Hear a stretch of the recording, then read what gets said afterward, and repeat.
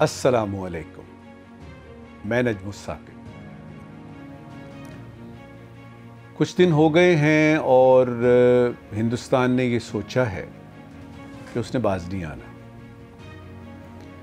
पहलगाम का वाक़या हुआ जी, मकबूजा जम्मू और कश्मीर में, और उसमें बहुत सारे सयाह जो हैं वो अपनी जान से गए, और ये पाकिस्तान ने किया है। अच्छा जी, कैसे आपको पता लगा पाकिस्तान ने किया? बस हमें पता है, हमारे पास एविडेंस है, तो दिखाएंगे आप, शेयर करेंगे आप? नहीं, हम नहीं शेयर करेंगे।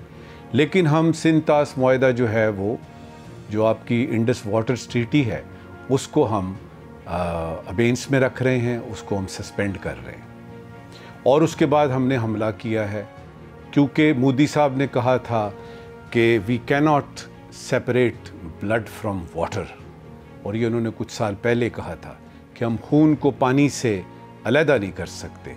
अच्छा, अब क्या है? अब जी हम आपको देखेंगे, आपकी जगह जगह पे आपको जो है वो हम शिकस्त देंगे, ड्रोन्स भेजेंगे, कल को हो सकता है मिसाइल्स भेजेंगे। अब वो हर दफ़ा ऐसा करते हैं, हर दफ़ा उनको मुंह की खानी पड़ती है। और एक अजीब बात है, वो हर दफ़ा सबक नहीं सीखते, बार बार आ जाते हैं, बार बार वो हरकत करते हैं। अच्छा, ये तो सिचुएशन है हिंदुस्तान की।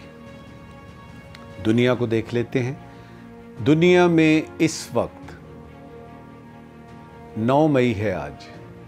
एक मुल्क भी ऐसा नहीं है जो ये कहे कि हिंदुस्तान ने ये जो पहलगाम को सिंध-तास से जोड़ा है, सिंध-तास के बाद जो हमला किया है, और जो 2 न्यूक्लियर पावर्स को आमने सामने खड़ा करने की कोशिश कर रहा है वो, और जो खित्ते के अलावा पूरी दुनिया का अमन ख़तरे में डाल रहा है, वो ये ठीक कर रहा है। एक मुल्क नहीं है। ये हो गई दुनिया की सूरत हाल। पाकिस्तान की तरफ आते हैं। पाकिस्तान में जो आम आवाम है, जो मेरे बहन भाई हैं, बुज़ुर्ग हैं, दोस्त हैं, बच्चे हैं, और ख़ास तौर पे नौजवान हैं, उनके दिमागों में 1-2 सवाल घूम रहे हैं, जिनके जवाब ढूंढने की कोशिश इस वीलाग में हम करेंगे। वो ये सोच रहे हैं कि हमारे वज़ीर आज़म ने कौम से ख़िताब करते हुए कुछ बातें की थी, और एक दावा किया था और एक वादा किया था। उस दावे और वादे का क्या हुआ? प्राइम मिनिस्टर शहबाज शरीफ साहब ने सारी उस मुख्तसर सी बड़ी जामे तकरीर में एक बात की कि हम दुश्मन का मुकाबला करेंगे और हिंदुस्तान को अपनी गलती का खमियाजा भुगतना पड़ेगा। फिर इस्लामाबाद से ऐसी भी आवाज़ें आई कि जब ख़ास तौर पे हमला हुआ और उसके बाद कुछ शहीद हुए हमारे शहरी बिला वजह, कुछ ऐसी आवाज़ें आई कि जी हम खून के एक एक कतरे का हिसाब लेंगे। तो सवाल ये है कि ये खून के एक एक कतरे का हिसाब कब लेंगे? अब तो वो ड्रोन्स आ गए, हमारे घरों के सामने गिर रहे हैं, और पता नहीं कितने गिरे हैं, कितने इंटरसेप्ट हुए हैं, कितने हवा में ही तबाह हुए हैं। ये क्या हो रहा है? हम क्या कर रहे हैं? तो ये सवाल पैदा होता है, और ये आम आवाम में है।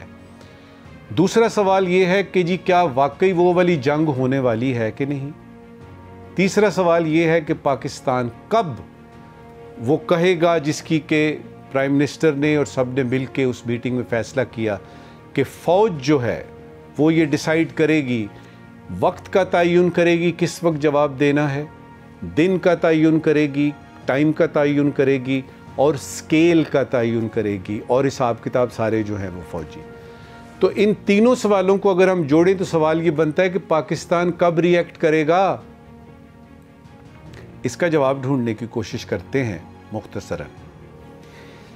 देखिए, इस वक्त जो ऑप्शंस हैं पाकिस्तान के पास, सिफारती और आपके जो अस्करी हैं, यानी मिलिटरीली एंड डिप्लोमेटिकली।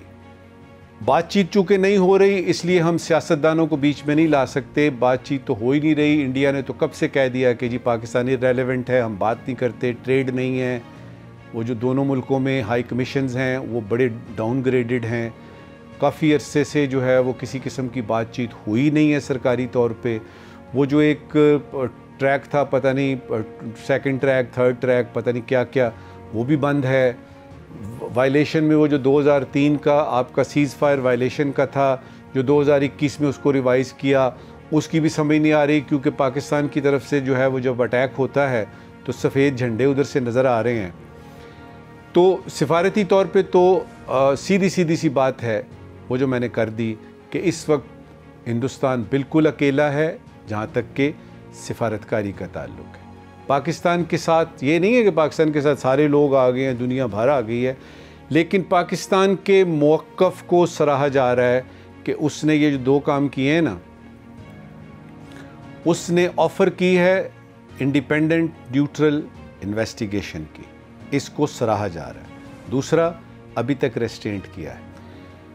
अब यह है कि जो मिलिटरीली आपकी ऑप्शंस होती हैं उसमें बहुत सारी, अगर आप मिलिट्री हिस्ट्री को जानते हैं, अगर आपको पता है ग्रैंड स्ट्रैटेजी कैसे बनती है वॉर की, ऑपरेशनल स्ट्रैटेजी कैसे बनती है, फिर टेक्टिकल लेवल पे आप किस किस किस्म की बातें सोच के तो उसके बाद करते हैं, उसके लिए वॉर गेमिंग रूम होता है एक, और ये दुनिया के हर मुल्क में होता है। और जब जंग होती है तो वो ज़रा भरा भरा सा होता है, उसमें सीनियर जो हैं आर्म्ड फोर्सेस के लोग, सिर्फ पाकिस्तान ही नहीं, हिंदुस्तान में भी दुनिया भर के वो तमाम ममालिक जिनकी के सरहदों को ख़तरा हो सकता है या ख़तरा आ जाता है, असल जंग उधर होती है, क्योंकि उधर फ़ैसले होते हैं, एस्टिमेशन होते हैं, कैलकुलेशंस होती हैं, अपने स्वॉट एनालिसिस होता है कि जी ये हमारी स्ट्रेंथ है, ये हमारी वीकनेस है। दुश्मन को वो समझते हैं, नो दाई एनिमी, वो दुश्मन को समझ के कि उसकी ये स्ट्रेंथ है, उसकी ये वीकनेस है। उसमें सरप्राइज़ का एलिमेंट है, किस तरीके से आपने सरप्राइज़ करना है, क्योंकि ये यानी सदियों से चल रहा है, आप दुश्मन को सरप्राइज़ करते हैं। और जब हिंदुस्तान हमें सरप्राइज़ करता है तो हम सरप्राइज़ नहीं होते, क्योंकि हमें इत्तेफाक से उसके सरप्राइज़ का भी पता होता है। अब ये है कि किस स्केल पे जवाब दिया जाए, किस दिन दिया जाए और कैसे दिया जाए। उसमें यह है कि मेरी अपनी असेसमेंट है कि इसके बारे में हमने बड़े दूरअंदेश फ़ैसले किए हैं अभी तक, अब दूररस फ़ैसले होंगे, क्योंकि अगर आप एक हतमी फ़ैसला करके एक हतमी अटैक करते हैं तो उसके बाद की दुनिया, हो सकता है कि ये जो वीलॉग हो रहा है इसका ज़रूरत ही ना पड़े।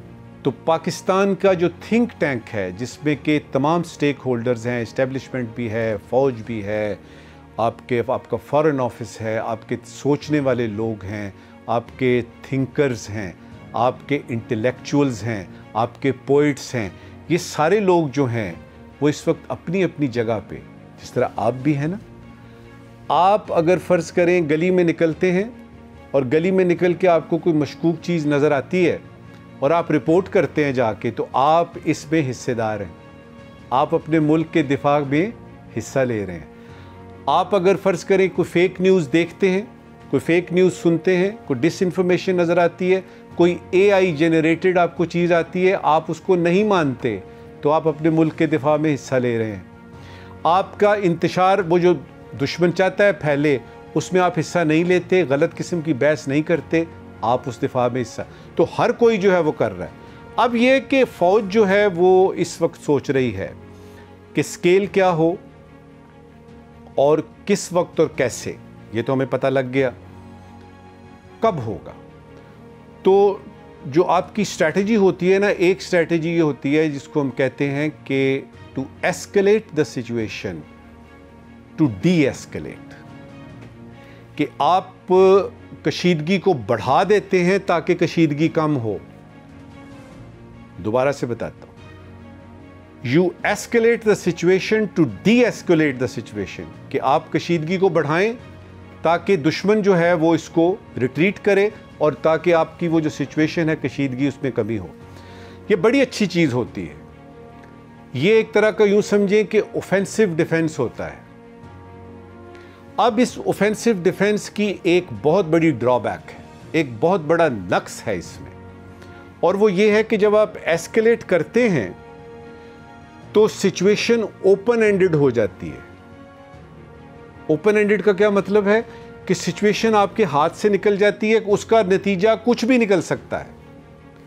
इस चीज को भी मद्देनजर रखा जा रहा है कि अगर हम कुछ एस्केलेट करते हैं, मिसाल के तौर पे इधर से भी ड्रोन्स और कुछ मिसाइल जो हैं वो जाते हैं, न्यू दिल्ली में गिरते हैं, किसी और जगह पे जाते हैं, बहुत सारे हमारे टारगेट हैं जो हम जैम करके वो जो ना वो क्या कहते हैं उसको बना के निशाना वगैरह और उसमें लॉक करके, तो वो उसके बाद क्या होगा, कंटिजेंसीज क्या हैं, कंटिजेंसीज क्या हैं, उसके लिए बड़ा ज़रूरी है कि आप पूरी तरह से कैलकुलेट करें और ये 1-2 घंटे का काम नहीं होता। लिहाजा तसल्ली रखिएगा कि इसको कमज़ोरी ना समझिएगा। आपने देख लिया ना, जब भी उधर से कोई आता है अटैक, हम उसको डिफ्यूज़ कर देते हैं, वापस भेज देते हैं और कहते हैं हम जंग नहीं चाहते, क्योंकि हमें ये पता है कि अगर हमने कोई ऐसा एक्शन लिया जो कि डी एस्केलेट ना किया बल्कि एस्केलेट और हो गया, तो फिर तो पूरी दुनिया लपेट में आ जाएगी। तो हम एक जिम्मेदार मुल्क हैं। यहां पे एक बात और करना बड़ा ज़रूरी है। जब आपने इस किस्म की जंग शुरू करनी हो या इस किस्म की जंग में हिस्सा लेना हो जिसके नताइज बड़े खौफनाक हैं कि एक न्यूक्लियर क्लाउड बनने की है, आपको पता है ना, हिरोशिमा और नागासाकी वाले जो हैं, या वो जो था यानी जो हुआ था, कुछ धमाका कहीं हुआ था, चर्नोबिल का जो हुआ था इंसिडेंट, वो तो फिर यानी बरस तक वो बीमारियां फैलाता है। उसमें बहुत सारी चीज़ें ऐसी होती हैं, आपके सांस के मसाइल, कैंसर, ये वो पता नहीं क्या क्या हो जाता है। तो वो तो आने वाली नस्लों तक होता है। तो जब आपको ये पता हो कि ये इतना ज़्यादा है, तो फिर आप क्या करते हैं, आप एहतियात करते हैं, आप पहले पूरी कैलकुलेशन कर लेते हैं। और वो कैलकुलेशन इस वक्त पाकिस्तान में 24 घंटे हो रही है। अब देखना ये है कि हिंदुस्तान जो है वो किस हद तक आगे जाता है। देखना यह है कि हिंदुस्तान कब तक अपनी इस हठधर्मी पे कायम है। और ये जो उनका ख्याल है कि जी इस तरह करके वो प्रोवोक करेंगे, हम कोई गलती करेंगे, ये हम नहीं करेंगे। अब आता है इस वक्त की आखिरी बात, जब आपको पता लगे कि जंग जो है वो बिल्कुल नागुज़ीर हो गई है, इट इज़ इनेविटेबल, कि बिल्कुल यानी यूं कह समझें कि इंडिस्पेंसिबल हो गया है, नागुज़ीर हो गया है, तो फिर आप कमान के साथ, तीर के साथ आप कमान भी जंग में डालते हैं। क्यों डालते हैं? कमान इसलिए डालते हैं कि आपको फिर हथियार फेंकने की ज़िल्लत से बचने का ख्याल आता है। तो आप कहते हैं कि फिर पूरे ज़ोर शोर से करते हैं, एक ही दफ़ा से अल्लाहु अकबर, नारा तकबीर, ठीक है, और नारा हैदरी या अली। इसके बाद फिर उसके बाद फिर देखी जाएगी। अब इसमें एक चीज की एहतियात करनी होती है, आपने ये फैसला जज्बात पे किया है या आपने हकीकत पसंदी से किया है। और आपको अंदर की राज की बात बताऊं कि ये सवाल जो है ना, ये भी इस वक्त सामने है उस वॉर गेमिंग रूम में। हमने जज्बाती फैसला नहीं करना, क्योंकि जज्बाती फैसले जो हैं, चूँकि उसमें वो ये होता है ना, देखें जी हमारी इज़्ज़त गैरत पे फलाना ये हो गया, आप वो ज़रूरी होता है, लेकिन ये 2 मुल्कों की नहीं, ये पूरी दुनिया की बात हो रही है। इसमें बहुत एहतियात की ज़रूरत है। लिहाजा जज्बाती होने की बजाय हमने ये देखना है कि हकीकत पसंदी से काम लिया जाए, क्योंकि हम ये चाहते हैं बहैसियत एक मुल्क के कि हिंदुस्तान के अवाम हैं या पाकिस्तान के अवाम हैं, दुनिया के किसी भी मुल्क के अवाम हैं, उनको ये हक़ होना चाहिए कि वो अपनी ज़िंदगियाँ आराम सुकून से गुजार सकें, इंसाफ हो, और उसका ये है कि खुशहाली हो, और उनकी जो हुकूमतें हैं वो इस काबिल हों कि अवाम के मसले मसाइल हल करने के काबिल हो जाएं, और वो इस तरीके से काम करें कि लगे कि ये अवामी हुकूमतें हैं, ये अवाम से उभरी हैं। हमें जंग नहीं चाहिए। अगले वीलॉग तक के लिए नजमुस साकिब को इजाज़त।